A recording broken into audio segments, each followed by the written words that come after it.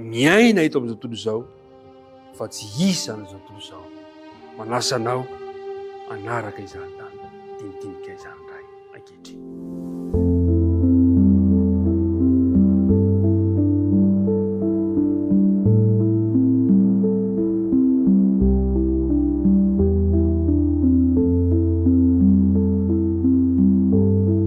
Amin'ny fo feno hafaliana, feno fitiavana no anolorako ny arabana arahaba ho antsika rehetrarehetra amin'ny lalan'i Jesosy Kristy tompontsika.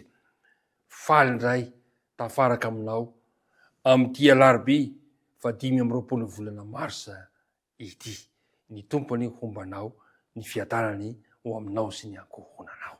Dia hivavaka isika raha nomboka ity dinidinika ity. Andriamanitra ray eo, tonga indray zahay hiaraka andinika ny teninao.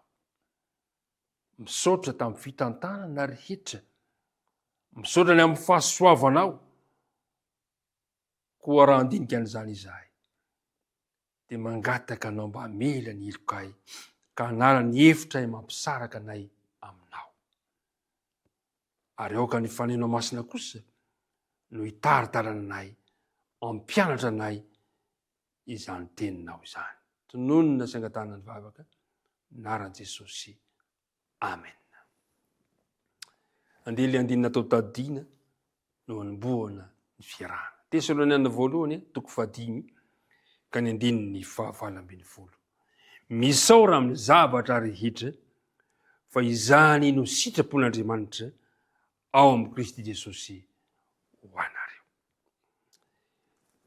Ary mpiara midinika namana, miaina eto amin'izao tontolo izao fa tsy isan'izao tontolo izao.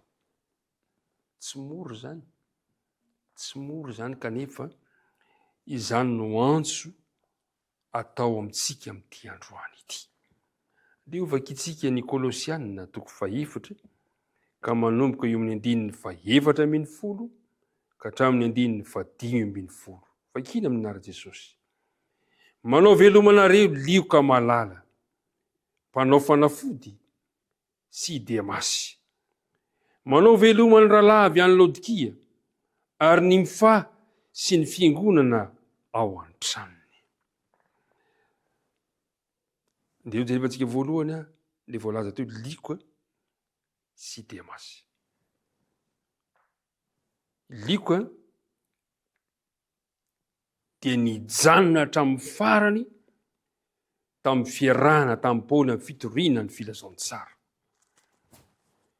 Liko dia tena nijanona hatramin'ny farany ny fitoriana ny filazantsara niaraka tamin'ny Paoly. Andeo jerevantsika ny voalaza amin'ny Timoty 2 ka ny 10 sy ny 11. Zao ny voalazany. Fa Demasy efa nandao aho, satria tia izao fiainana izao izy ka lasa nakany Tesalonika. Kreska nakany Galatia, Titosy nakany Dalmasia. Liko ihany no ato amiko, alao Marka ka ento miaraka amiko fa mahasoa ahy amin'ny fanompona izy. Mampalahelo fa nisy mpiara manompoka ahy, lasa nandao satria tia izao fiainana izao. I Demasy nandao an'i Paoly satria tia izao fiainana izao. Fa iliko kosa nijanona hatramin'ny farany. Ny faniriko aty am-piandohana dia isika mba hijanona hatramin'ny farany amin'ny fanompona an'Andriamanitra. Hoy ny apôstôly Jaona amin'ny Jaona 1:2 manao hoe, aza tia izao tontolo izao, na izay zavatra amin'izao tontolo izao, raha misy tia izao tontolo izao dia tsy ao anatiny ny fitiavana ny iray. Miaina eto amin'izao tontolo izao isika. Eto sika no mivelona. Eto sika no matanteraka ny andraikitra maro samihafa. Miaina eto amin'izao tontolo izao isika. Eto sika no miandry an Jesosy. Miaina eto amin'izao tontolo izao fa tsy isan'izao tontolo izao. Hoy izy hoe, raha misy olona tia izao tontolo izao dia tsy ao anatiny ny fitiavana ny ray. Ry mpiara-midinika namana, likoka dia niaraka hatramin'ny farany, na inona ny tranga, na inona ny dona, fa tena niaraka izy satria ny fitiavana an' Jesosy ny fanjakan'Andriamanitra no nidirizany ny fiarahana hatramin'ny farany. Reto ary misy torohevitra ho antsika ankehitriny izay miandry ny fiverenan Jesosy fandroana. Reto ary misy torohevitra mba tonga antsika ho tafajanona amin'ny fiarahana amb Jesosy.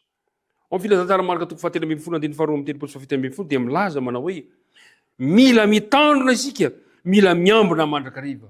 Ao amin'ny boky ny Titosy toko 4:1-7 dia ozy hoe miandry ny fanantenana mahafinaritra isika. Ao amin'ny Petera 4 dia mozy hoe mazoto mba ho hita tsy manan-tsiny, tsy manam-pondro eo anatrehan'ny tompo isika. Ao amin'ny Apokalipsy toko 7 manomboka amin'ny 7:20 dia ozy hoe miantso anao mba hibebaka hamono varavarany fonao ho an'i Jesosy. Ry mpiara-midinika namana, mba hahatonga antsika tsy ho tia izao tontolo izao dia mila miambina mandrakariva isika, miandry ilay fanantenana mahafinaritra, mazoto mba ho hita tsy manao-tsiny, mibebaka ary mamono varavarana. Indro efa mitsangana eo am-baravarana ny tompo, miandry antsika izy hamono varavarana. Mampitandrina antsika Jesosy mba hiambina, ho mailo mandrakariva, ho vonona ao amin'ny fiavian'ny tompo, hijanona ho matoky. Jesosy dia nilaza mihitsy manao hoe miareta tory ka mivavaha ianareo. Ny hafatra ho an'ny Laodikia dia manome torohevitra mazava ho antsika ankehitriny. Voalohany, mila mibebaka amin'ny fahontantsika isika. Ny faharoa, mila manokatra ny fontsika ho an'i Jesosy isika ary mamela azy ifeny fiainantsika. Ary fahatelo dia izao, mba hahatonga antsika hanana finoana tsara lavitra noho ny volamena sy ny fitiavana voazaha toetra ary andresy ny fakapana. Ry mpiara-midinika namana, miaina eto amin'izao tontolo izao isika, eto isika no mifampahery, fa tsy isan'izao tontolo izao.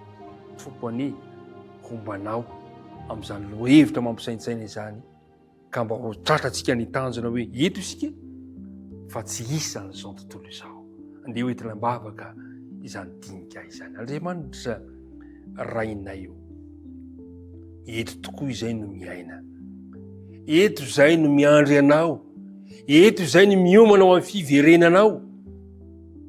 Ampio ary izahay, tario amin'ny lalan'ny fanenanao masina izahay, mba tsy ho isan'izao tontolo izao, mba tsy ho tia, tsy ho variana eto amin'izao tontolo izao, fa ampifantoka kosa ny vijerinay any amin'ilay fanantenana mahafinaritra. Dia mitahianay, mitahi ny tsiraray avy ereto mpiara-midinika ireto, aza mahafoina mahasaraka anay androany, tononona ny vavaka aminaran'i Jesosy. Amen.